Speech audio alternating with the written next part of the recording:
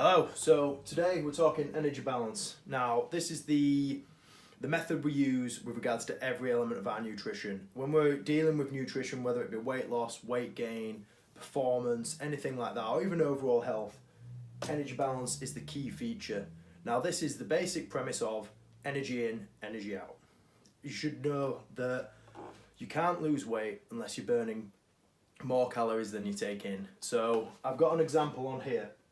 I'm going to break this down into numbers. This isn't the way you need to track, and tracking's one that we'll come on to in the next video, but it's something that we need to keep front of mind with regards to overall intake. The reason I'm using numbers is because it's much easier to explain numerically, and then we can look to break it down. This video is going to serve as a purpose of understanding the main concept of it, and then when we sit down and go through the nutrition consultation, we both understand that this is the thing that we're trying to manipulate, and from there we can then look to how we can make that fit you, whether it be low carb, preparing your meals, fitting in things with families, whatever it might be, we can manipulate it from there, but it all comes from an understanding of this stuff. So if we have maintenance, surplus and deficit, I'm going to break all of these down. Now let's say that you eat 2,500 calories and that's to maintain your weight.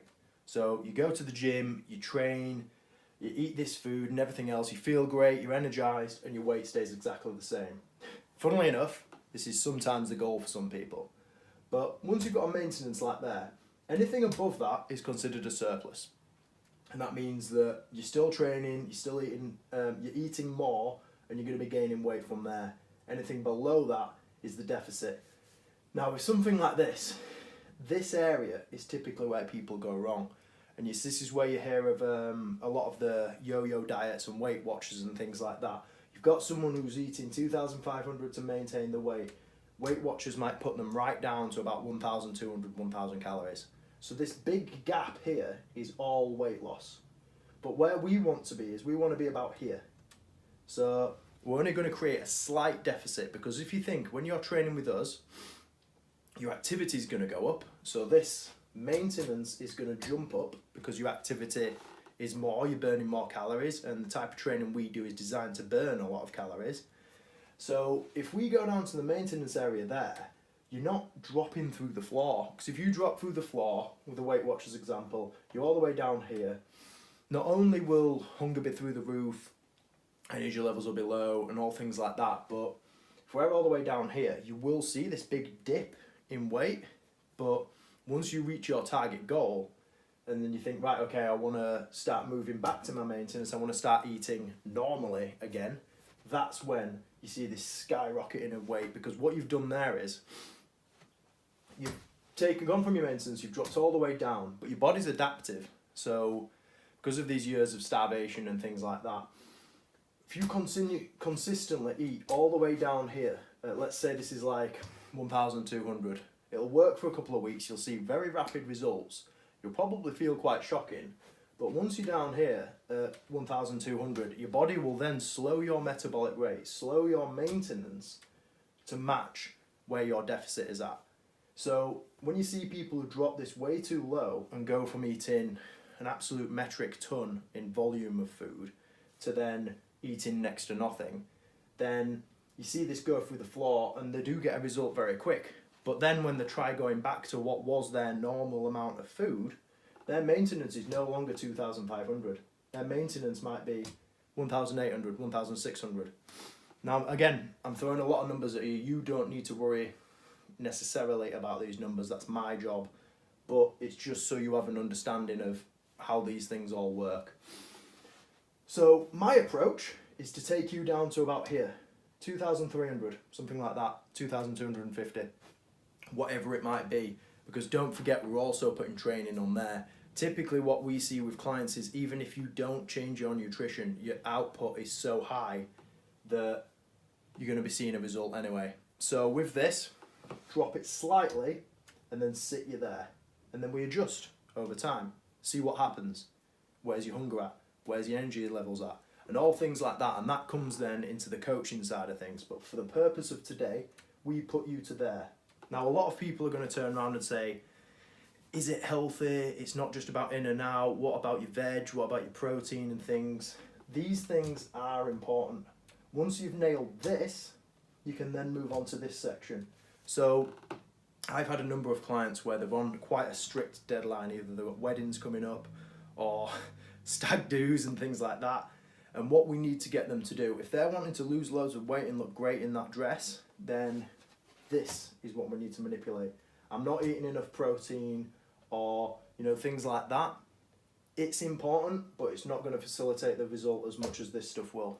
So once we've got our head around this and the amount of food that we're eating, we can then go on to this one. Now with this one, protein, fats and carbs. Protein requirements, I'm not going to go massively into what each one of these does, because that's probably an hour-long video in of itself. Rough guide, protein, growth and repair. We're going to be doing a lot of resistance work, a lot of exercise. The more activity and exercise you do, the higher your protein requirement, and it allows you to recover. Sore and wobbly on your legs, this is the stuff you need to be taking in. Fats, so any kind of lipids, oils, nuts, things like that. These ones are responsible massively for hormone production and loads of other factors around the body. So, gets a bit of a bad rap. The study about the fat causing heart disease has completely been debunked now. But it is a great sales technique. So you'll still see low fat equals health. That's a different topic. Carbohydrates, again, demonized. Things like your breads, your pastas and stuff like that. Not completely necessary in the human body. However, I find that sustainability is the number one priority to maintain all of this kind of stuff. So once we've done that, set your minimum requirement of protein, which is something I do, look to work towards it. So it might not be a case of, right, okay, you need to be eating protein 5 times a day. It's how much protein you're eating right now. Let's look to up that. Fats, minimum requirement. As a generic rule, I say no less than 50 grams. Again, generic, we can look at this individually, but that's your minimum requirement. Once you've got these two, the rest of it, whatever you want. So you might be eating 2,500 calories. I might have given you 1,400 calories worth of protein and fat. Make the rest of it up on what you want. Do you want some carbohydrates? Do you want more protein? Do you prefer a high fat approach? All of these things matter, but it's tailored towards you. If you're within that range that we're talking about, it won't matter. So this is an interesting one with regards to overshooting.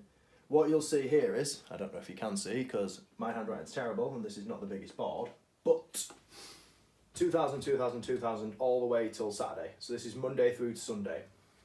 If you're meant to be hitting 2,500, let's say 2,500 is your goal, you want to be hitting that, you want to maintain your weight.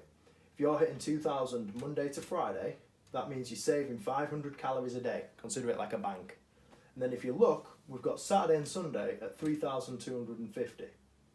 So here, if you look at the overall end, which would have been ideal, is the weekly number of calories, lesson learned for next time. At the end, we're still eating exactly the same amount of calories. Exactly the same amount of energy is coming in. So with that, what you'll notice is, if you were to weigh yourself, let's say this is a cyclic event, Sunday there, you've just come off the back of your Saturday, Sunday of 3,250. You'll notice on Monday, Tuesday, weight might be a little bit up. But over the course of the week, it will taper down. So you'll be at your lowest weight, typically, on a Friday, because you've been in a 500 calorie deficit for all of these. But over time, you will still drop weight. So this is why we say weighing yourself weekly can be great for some people. It can be terrible for some people. Certainly don't weigh yourself every day. But with this, as you work through, this can be great for people who have really crazy social lives or like to go out with a meal with a partner at a weekend or have dinner parties and things. You can do these kind of things where for me, Monday, Tuesday, Thursday, Friday, I'm at work. Wednesdays are typically pretty busy, like today I'm shooting these videos and things. It's 20 to 3 and I've literally had 5 eggs all day because I've had a coffee, podcast, everything's going on. So Monday, Tuesday, Wednesdays are low calorie days, Thursday, Friday are normal days, higher calories at the weekend. That suits me. You can do this any way you want. If you've got, I don't know, a meal with your partner on Wednesdays, Wednesday could be a higher calorie day. But having an understanding of this allows you to then take care of that. One of the best ways to take care of the overall amount of numbers and everything is through MyFitnessPal. Now, there are a couple of days where we can track, and whenever I sit down with someone new, get them to fill out a food diary, or get them on MyFitnessPal. So I'll run through this video, then the next one will be how to use this, because if this works for you, and you're doing it properly, as in MyFitnessPal, you honestly cannot lose. So to summarise from there then, this is the determining factor, the amount of calories you consume. So whatever that number may be, that's up to me and you to work that out, predominantly me from your intake, and then we'll look to manipulate your nutrition. Don't think that right from day one, we need to be looking at this and fannying with it and doing all of the maths and everything. I do all of the hard work on that. But if you understand the basic premise that it's in versus out, then you're onto a winner. Don't forget that if you were to do this the other way around with energy expenditure, so I've got the Apple Watch. On Wednesdays are my, I don't want to say a lazy day, but it's an inactive day, because here and here, here and here, I'm with clients, I'm moving around, I'm training. On Wednesdays, I get up. I haven't left the house yet because I've been doing the podcast, I've been doing this content. So my step count is currently on, where are we at? 800 steps, and it's 20 to 3. So you can do this in reverse. If you want to have higher calorie weekends, you can create more of a deficit throughout the week through activity as well. It's just considerably harder. To drop 500 calories out of your food is a hell of a lot easier than burning 500 calories a day. But if you were to drop 300 calories out of your food and burn 200 calories additional a day by going for a walk on your lunch break or something like that, fantastic. It has exactly the same results. So the purpose of this video is we get an understanding of these kind of things, so then when we sit down for the nutrition consultation, we can go, this is what we need to manipulate. How can we then get that to happen for you? So any questions around any of this, you know where I am, fire away. There's a minutiae of nutrition, but if we work to understand the fundamentals, then we can help move things forward. Awesome.